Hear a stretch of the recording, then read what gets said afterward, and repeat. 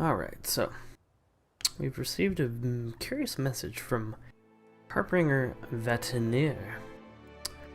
Let's read it. Wax sealed letter. Quest item.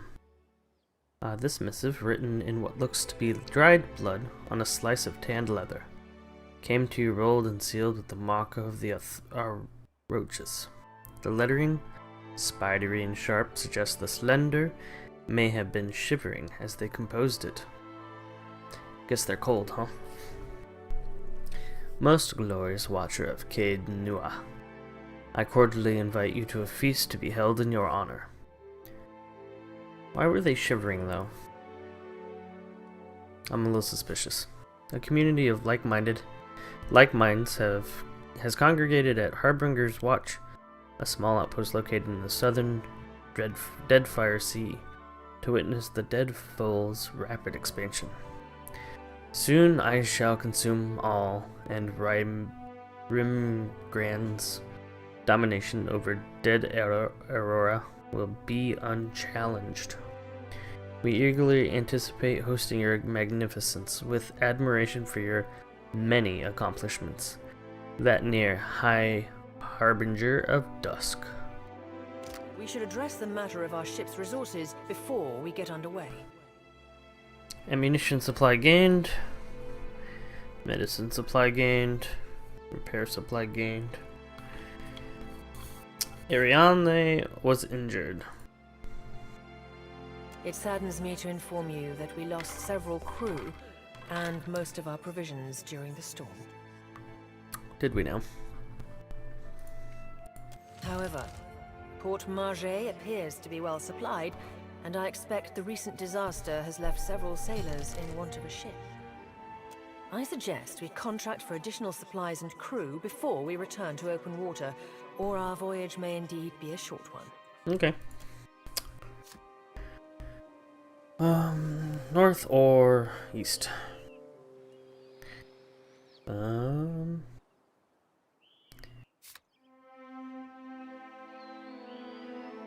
Those are Deadfire merchants, so those are just merchants, so I'm assuming it'll be okay if we just go north here. Burial site? I don't ever remember going to a burial site. Captain Ferrante, Principes and Perenera, the Gentleman of Leisure, the How. Oh, we should counter another ship at sea. As the Defiant leaves Port Mahal behind, you casually observe dozens of other ships coming and going, mostly fishing and trading vessels. One craft stands out, though. An imposing Dahao. Oh, so that's the ship's name.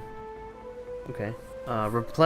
Replete with cannons, crests into view across the Defiant starboard bow. The flag raised high atop its sails signifies a wish to parley. However, the Dahao approaches at an aggressive speed, suggesting that it may not be easily turned away. Face your pursuer head on. You spin the ship wheel counterclockwise. The ship swings around quickly, disrupting a gull resting on its foremast. The birds void a white splotch on the deck as its sign of his disapproval. You even out the wheel and bear straight towards the Dahao. The distance closes quickly, and soon the massive Dahao's bull rolls on the waves behind your ship. Boarding planks emerged and are quickly cast onto your ship, along with shouts from its crew, notifying you that your captain will be boarding.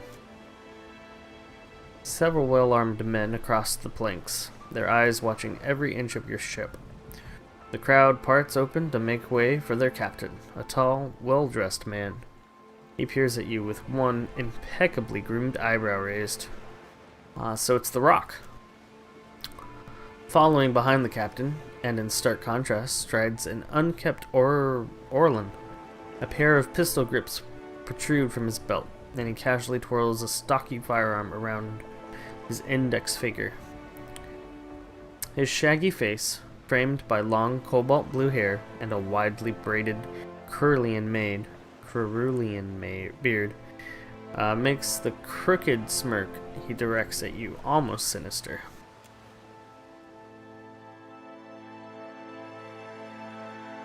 I see.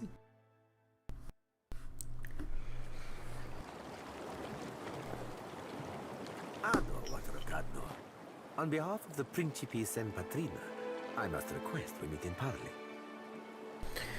The broad-shouldered captain up-tilts his chin in greeting. When he smiles, his cheek depicts a shallow dimple. You could have asked before boarding my ship, uninvited.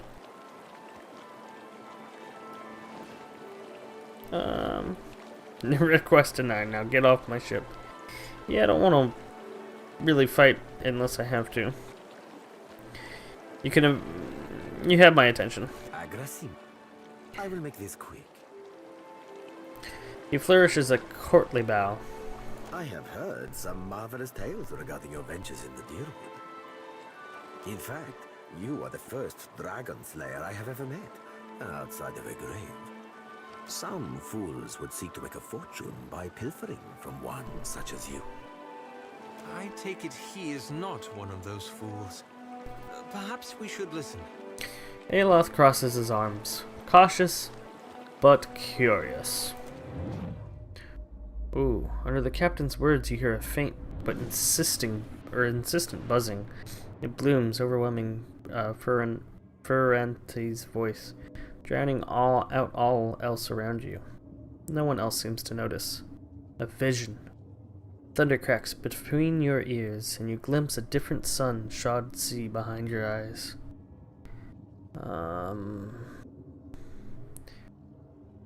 Let the visions come. The visions streak across your mind's eye, fleeting and incoherent. An elf, dark-haired and battle-scarred, stepping across the gulf, between vessels. She shakes Ferrante's hand.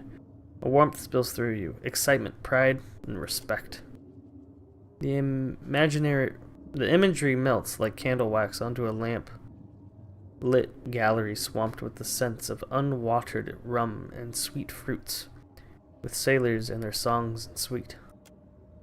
The scene billows away, ice cold and clawing, replaced with the crew on deck, solemn and staring, as Ferrante's grasp of one of their own by the throat. No, not one of their own, no more. You don't steal from my family, and stay family. Tears and mucus mar the man's features as Ferrante reads the man's last rites. Thief or no, you'll consign him to Andra, as tradition dictates. The vision passes, leaving you blinking on the deck of the Defiant, looking into Ferrante's face. He raises an eyebrow. I believe you have met such a fool. Captain Benweth of the Drake. Despite the gravity of his words, he smiles grandly, and the dimple cuts deeper into his left cheek.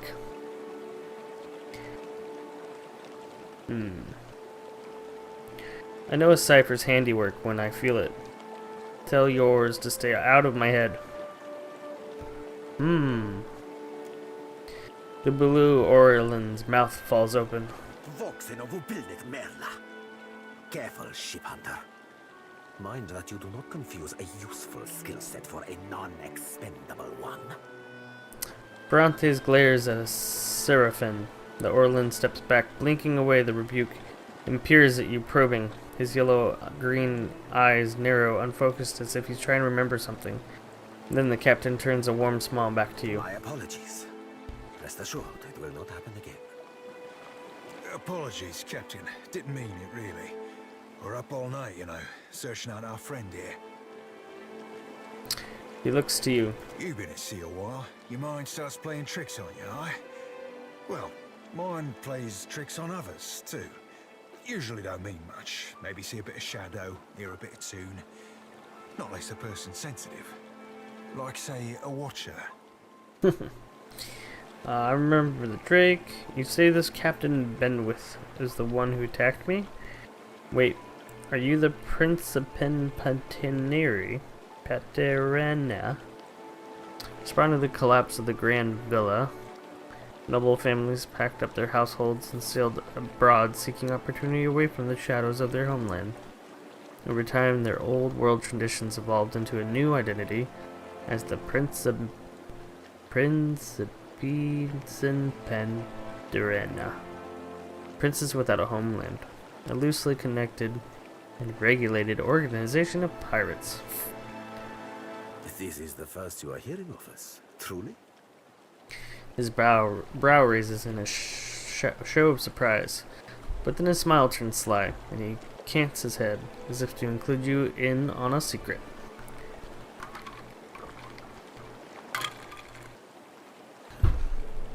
We are a magnificent but largely landless people, so we have come to own the sea. To survive, we must seize prosperity where we can. Hence, we're oft labeled as pirates, smugglers, merchants of illicit trade, or mercenaries. It will not always be so, but it is for now. I don't remember the Drake. You say this Captain Benwith is the one who attacked me? Ah, the short-sighted scoundrel has been wreaking havoc in the area for months. He is no son of failure. I do not fault his ancestry, but he disregards too much the grand heritage we Principi represent. Principi. Benwith is the second most selfish captain within the Principi's newest generation. He risks all that we value. If Benwith is one of your own, shouldn't you take responsibility for his actions? Why accept non-villains into your Principi if they are going to cause problems? If Benwith is the second most selfish captain, who's the first? I like that one.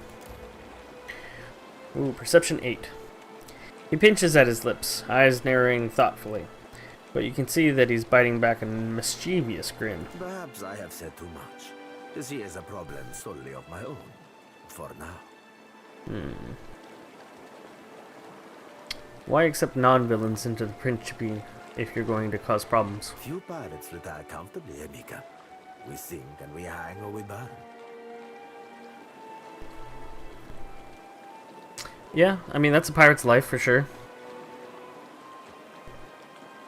We must replace our losses, accepting from many regions, including the Deadfire. If Benwith is one of your own, shouldn't you take responsibility for his actions? Benwith is no captain of mine, Emika. It is not beneath my flag his Drake sails. Yet I do seek to temper his actions when they would endanger the Principi altogether. So you want me to find him and teach him a lesson? Benwith's Drake took Dunnage during the storm. Eventually he will need to dock for repairs, and when he does, Seraphin can find him for you. Ferrante flourishes a hand towards the Orlan on his side. He is rather an unrefined creature, but he is a most skilled ship hunter, I assure you. Unrefined? Begging your pardon, Captain, but I'd be the high fucking model of the gentleman of fortune. The Orlan scoffs. As for Benwith, that sucker of squid tits be as predictable as the tide. I'd wager all my furriest bits that he'd set sail for Deadlight. That would be felicitous indeed, as I believe the traitor Remaro hides there as well. I quite enjoy killing two men with a single bullet. Wouldn't have even thought of it if you hadn't brought it up, sir.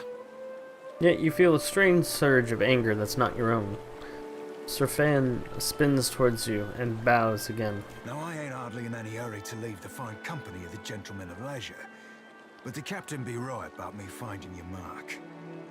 Adding to that, you sail into Fort Deadlight not knowing your innies from your outies, you might very well find the locals cannon fucking your boat to sodden splinters.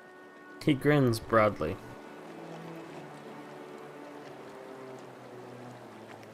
Why loan me your best ship hunter? What venture does not require an investment to be prosperous? The Seraphin is an allowance, which I expect you will return, in one payment or another.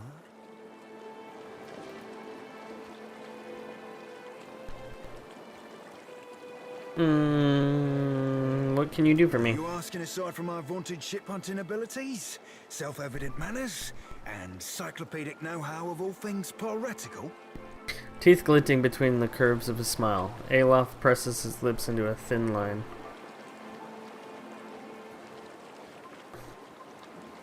Yes, aside from the obvious. Well, there'll be me knowing my way around Fort Deadlight, so named on account of it being a fortress and all.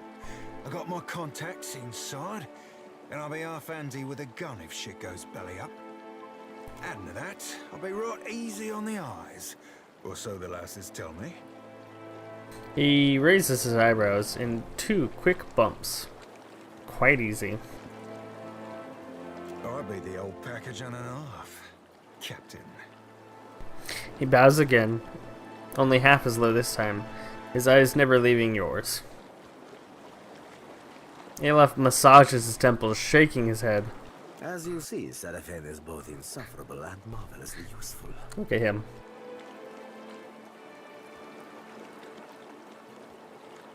Well, of course I'll be eager to give Benweth the old Evo. That half-cock's been a pain in our asses for the better part of, well, too fucking long. You said you met him, I? Seems the type that needs a bullet, ain't he? He projects his words a tad louder than necessary. Thoughtful, Zodi rubs a knuckle along the edge of her jaw. I know there's something you're not telling me. Aye, there's boat holes I ain't telling you, Watcher. I ain't telling you about the lass I have back on Deadlight. Ain't telling you what we did or didn't do last time I seen her, neither. Certainly ain't telling you about the secret pirate handshake that'll get you in the door.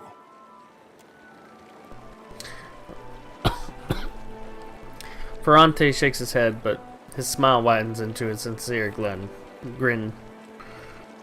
Welcome aboard. Oh, you won't be regretting this, Watcher.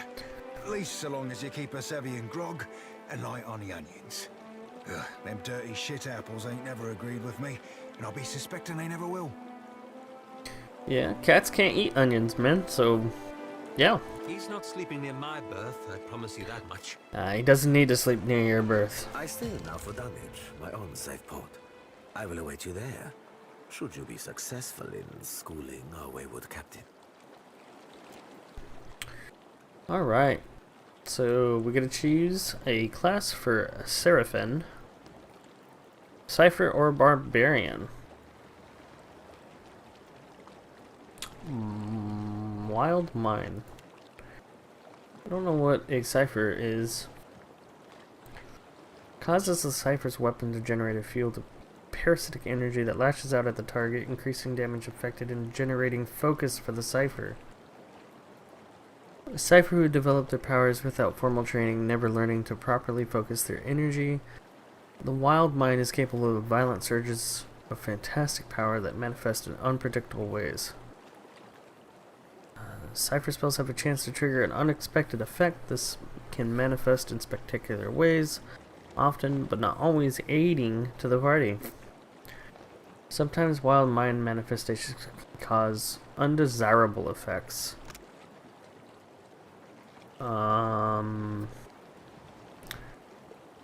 Okay, thanks for not being descriptive in the undesirable effects. Well, we already have a warrior barbarian, so Cypher it is. Did we just level up? Didn't we just level up like last video? Could have sworn we did.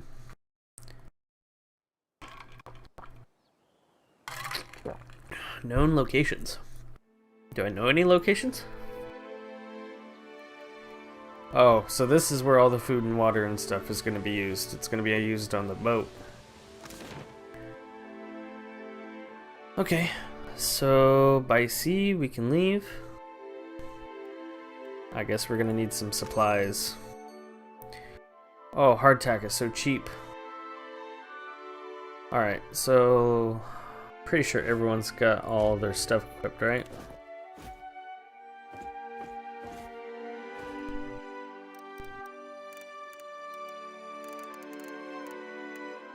We'll spend $2,000. Okay. Did I spend the 1,000? Oh, I did not spend the 1,000. Okay, we'll go to the harbor. This is the first time, so I'm not really sure what I'm doing here. Just give me a minute.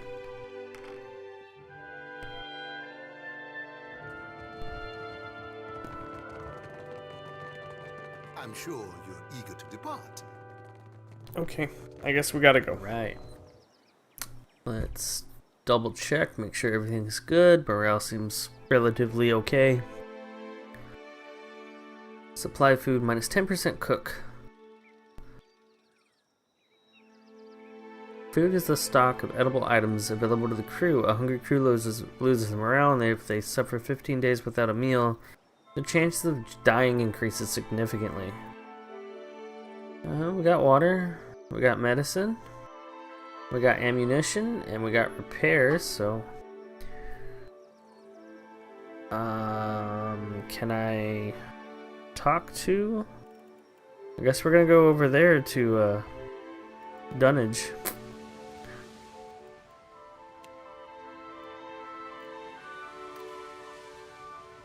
Wow, how big is this world?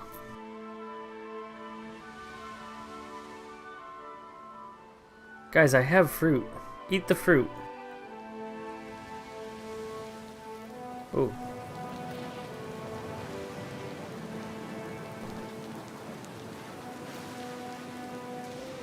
Why is she not healing?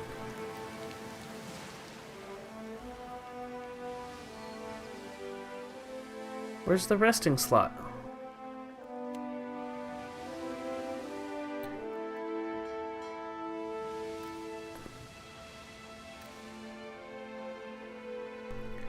How massive is this place?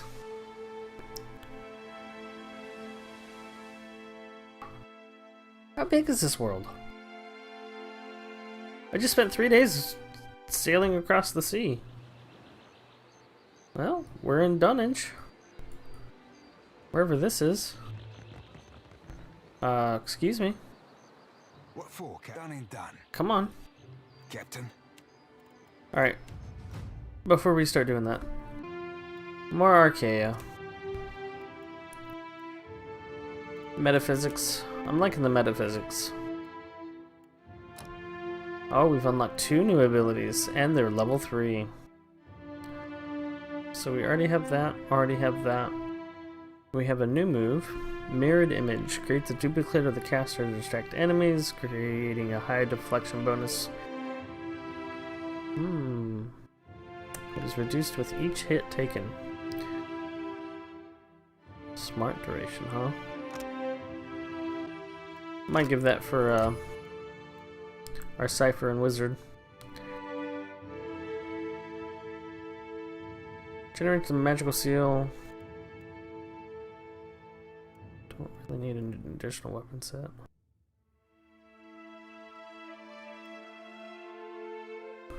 Reflex defensives. Nagging doubt in the face of unbreakable faith consumes enemies in the area of effect, lowering their melee accuracy and downgrading their critical hits to just hits. Okay. Mark a target for retribution, inflicting burn damage and lowering deflection. Creates a long-lasting circle of healing, regenerating ally health. Strengthens allies in battle, granting them the aware inspiration.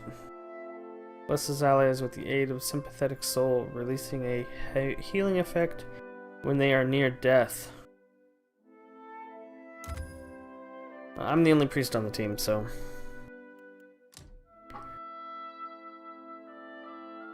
Plus the concentrated ground should be able to do damage to unholy characters. It's only 5 health restored per round. That's not very much.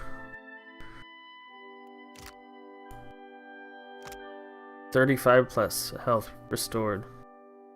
Cast time 3, initiative 5, range 5, area of effect radius.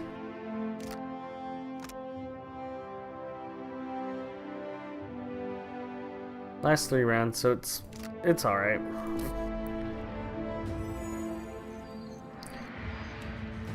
Alright, let's get mechanics up on you. And streetwise. Let's see what you got. Upgrade from constant recovery, rapid recovery. Charged by the rush of battle, the fighter will continue to regenerate health at a modest rate. Rapid recovery.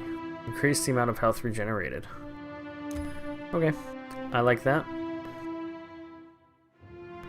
And fortitude defense. Plus 10 fortitude.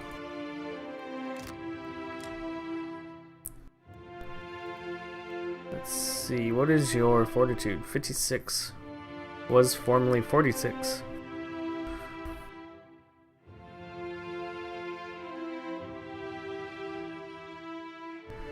Well, at least we got a pickpocketer now.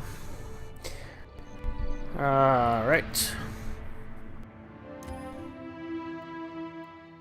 Oh, can we only have one? Alright. Lightning strikes. The monk's hand becomes a frenzied blur of attacks, increasing their action speed for a brief period and granting them the quick inspiration.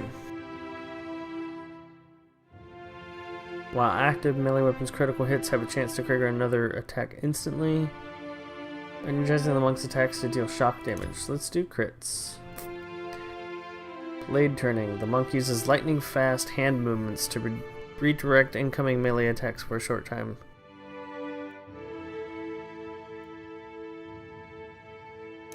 Alright, we'll get a CC for the monk. And then Aloth. What do you got, man? Well, I like that. It does a lot of things. We're gonna do that. Corrode, burn, freeze, ice, etc. Yes, certainly. That Did you can't catch be the who new I think play it by the is. peg leg performers yet? It's awful. The Green Menace? That I did. Made me want to poke out my eyes. Well, don't do that, sir. That's how you become a pirate. Damn me for a buttered slice of hardtack. It's you, ain't it? Salone, captain of the Defiant, at your service. Everybody thumbs. At your service, she says. I'll keep it quick, see? If your little dinghy has got some chase in it, I've got a list of captains with a black mark to their name whose ships need a quick scuttling. And I'm in the market for a scuttler. She sticks the pipe in the side of her mouth and grins, showing a mouth full of yellow teeth. You're offering me a bounty. Where do I start? What makes you think I'd be interested? You read me like a book, you do. Then let's talk business, eh? She cracks her knuckles and grins. You'll be looking to scuttle Cornu first, one of Rauatai's finest, eh? I don't ask my client what he did or what scale his death balance is. Safer to keep questions in the hold. I'll take Poor the bounty. Cyril knows a good opportunity when you seize it. Cornu helms a voyager early muster in the waters north of Nakataka and south of Sayuka. Before I go ahead, some Avon? questions. What bounties do you have available? Where do your bounties come from? She takes the pipe from her mouth and glances away, sighting through her nose. Better if you don't ask. Noted. Farewell.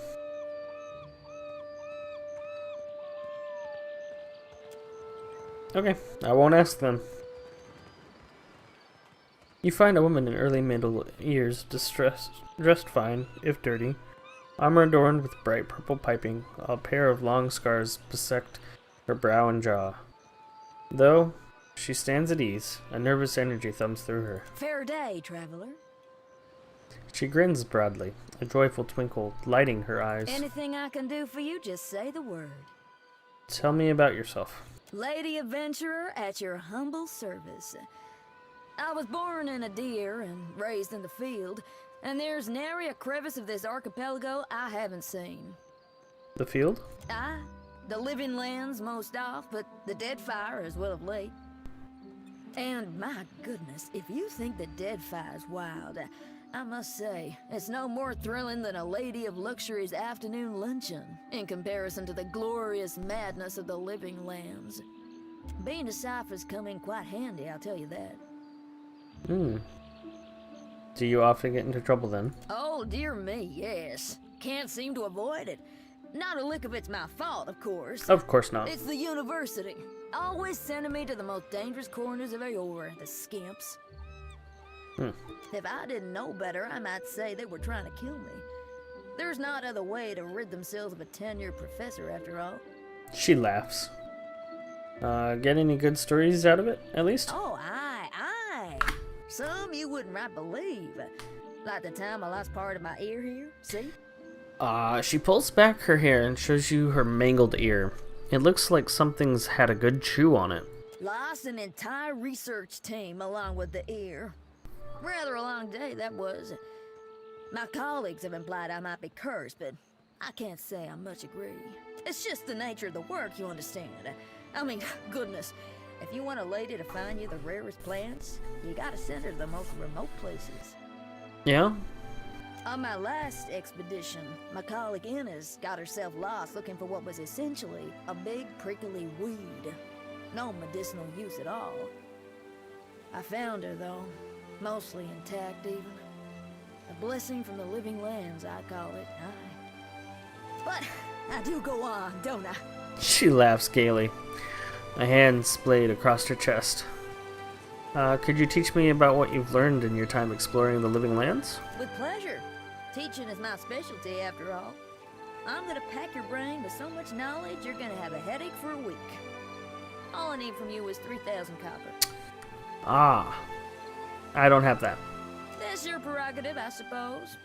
Come back if you change your mind. It might be a while. I do not have 3,000 copper. Look at this guy being all swag and stuff.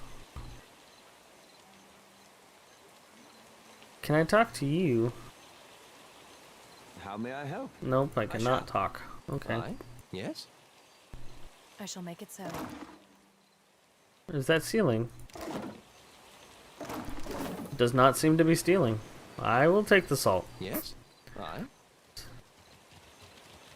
I fear not. Rotten hagfish. Yeah, I'm gonna leave that. As you like. Another torch. I don't need another torch. I don't need a torch. Alright, so... Is this it? Yeah, that's it. Okay, I guess we'll go this way. Oh. So we are in the Lifter's Refuge. We got the Radiant Court, the King's Coffin, and the Balefire Beacon. Where are we supposed to be going? That's for the bounties.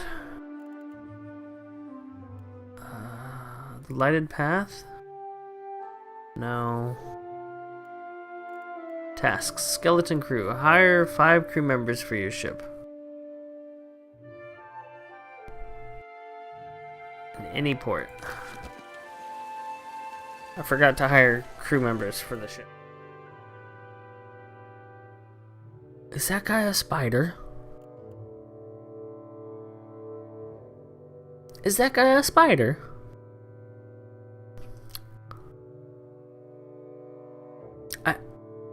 I have to think that's a spider. I don't know what a wilder is, but I don't like it. But he's the most expensive one too. I don't like the fact that that is a thing. Alright, so we got a novice deckhand and a seasoned navigator. We got a seasoned cannoneer. Ooh, a cook. Dalian, get on board. Oh, hire 5 crew members for your ship. Okay.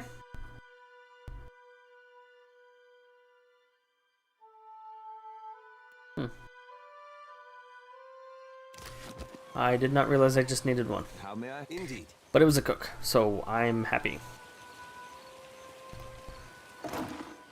Oh, That's so much food and ale. That was a great bucket. Why was there porridge in that bucket? I'm gonna look at all of these barrels now. Some hardtack? You guys just giving away food? Alright. Whatever you say. You must gather your party. I'm going. Alright, so the King's Coffin. Radiant Court. Let's go to the Radiant Court. That sounds like where he's probably going to be. He's either at the Radiant Court or the King's Coffin.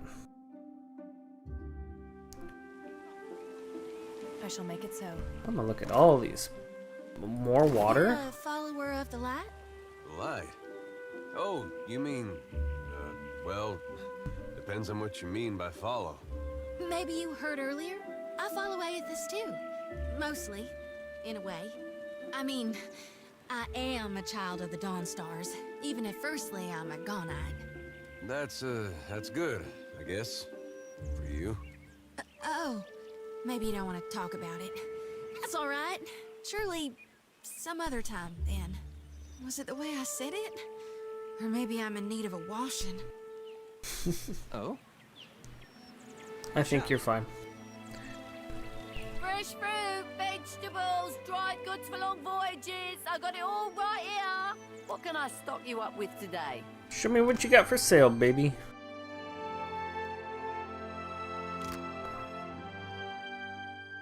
Palmstone. My guy's gotta eat. Right? Buy some of that food. We gotta cook, so... Hey, I wanted to ask you something. It's about Shodi. Yeah. I saw you just talking, so what did you want to ask? She means well. I can see that. And she's spirited, and if I was still young and didn't know the things I know, it'd be different. But anybody got that much faith in any god, let alone Aethys? I don't know how to talk to someone like that. Not these days. Yeah. I get why she's like that. And I was there once, a long time back. His eyelids flare with relieved embarrassment. But it's 'cause of that I can't see a way to respect it. I'm no good at hiding it from her either. I don't see this getting better. Alright, Eder. He's not lost his faith, he's just questioning it. While she is not so unwavering in her religious beliefs. There's more to her than you're giving her credit for. If she can't deal with the truth, that's her problem, not yours. Keep avoiding her, the less you talk, the better. You're going to have to pretend to respect her. So 4 and 3 are not options.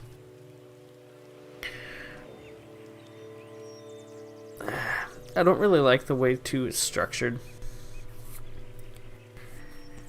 I mean, if she can't deal with the truth, that's her problem, not yours. I don't know if that's necessarily true.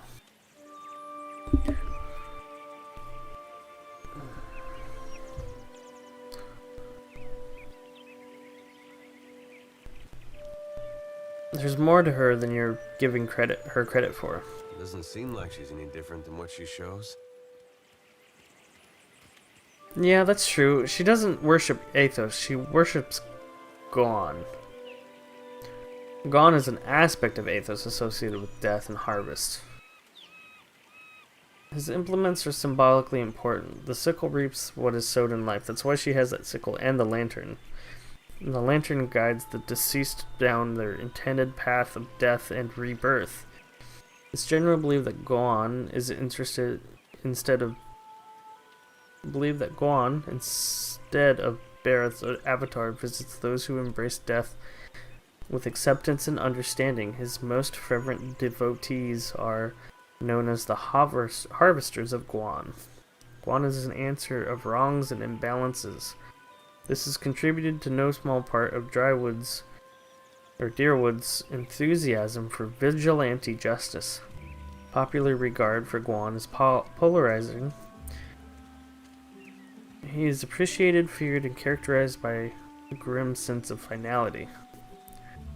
Whereas Athos is the god of rebirth, redemption, dawn, spring, and light, traditionally shown as a man bearing a candle and wearing a silver crown. Believed to have possessed the body of a red Syrian farmer, Waidwin during the Saints' War, and had been destroyed along with the Waidwin at the end of the war. He recently reformed his essence in the statue of the Maro Nua beneath Cade Nua. In the process of pulling himself from the endless paths, he destroyed the castle and left the Watcher of Cade Nua at the brink of death.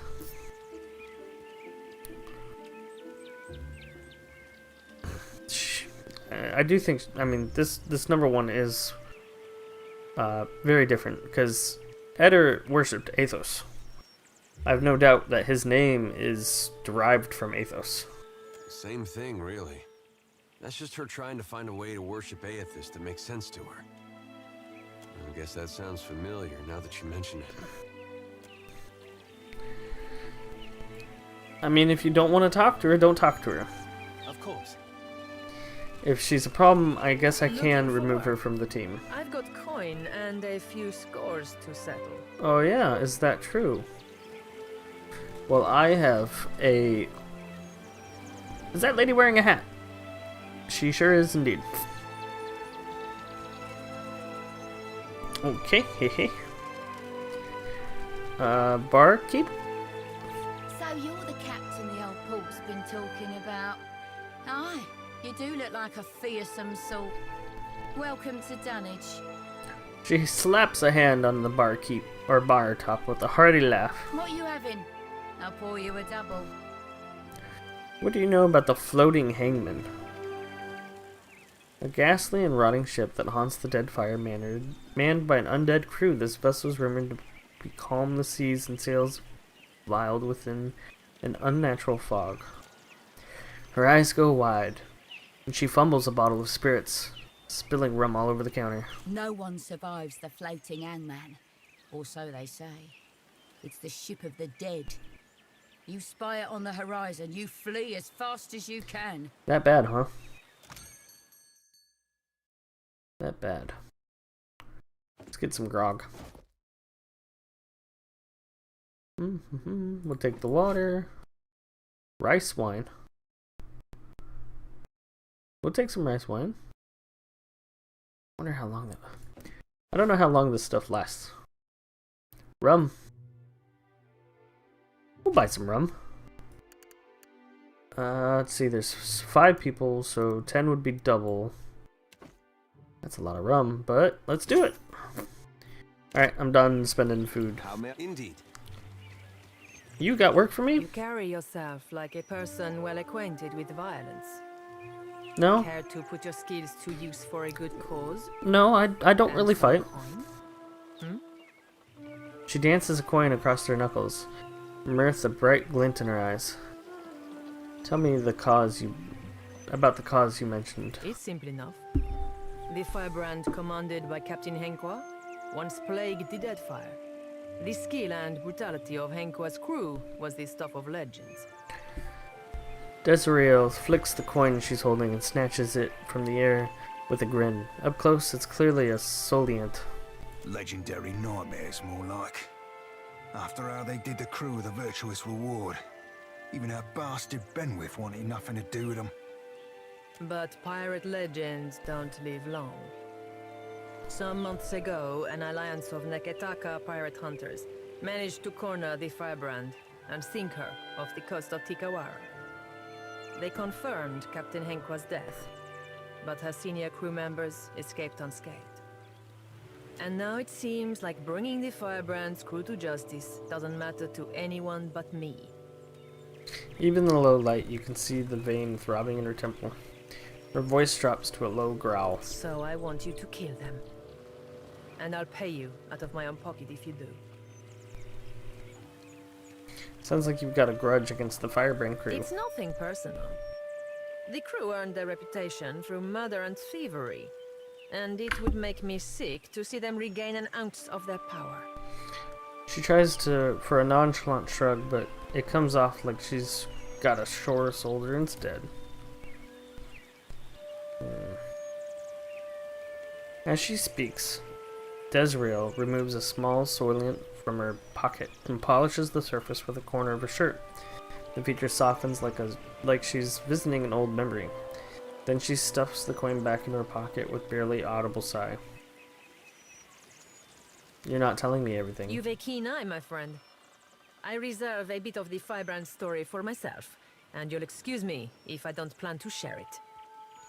Let's keep business strictly business, huh? Okay. How much you got, though? The Firebrand had a mascot. A useless little bastard, who's taken to calling himself Lord Admiral Imp. He's not terribly dangerous on his own, but he's keen to make a nuisance of himself wherever he goes. Last I heard, Lord Admiral Imp was making himself comfortable in Queen's Berth. You'll find him there with a few Zarups and constructs, the little buggers convinced to follow him. Bless their simple hearts. Okay, noted. Next. You'll be taking down Lady Ipiro, Captain Henkwa's former first mate and a rumored lover. She's a cipher, and a dangerous one at that. Ipiro maintains an estate in Serpent's Crown in Neketaka. But I wouldn't recommend you rush in muzzles blasting and swords held high. She keeps a number of bodyguards on her payroll. She winks, all smiles. I'll be careful. Who else am I You'll after? be going after Katren, the Firebrand's resident wizard. Rumor has it, she was once an apprentice to Arkemir before turning pirate. Archmage of the worldwide renown.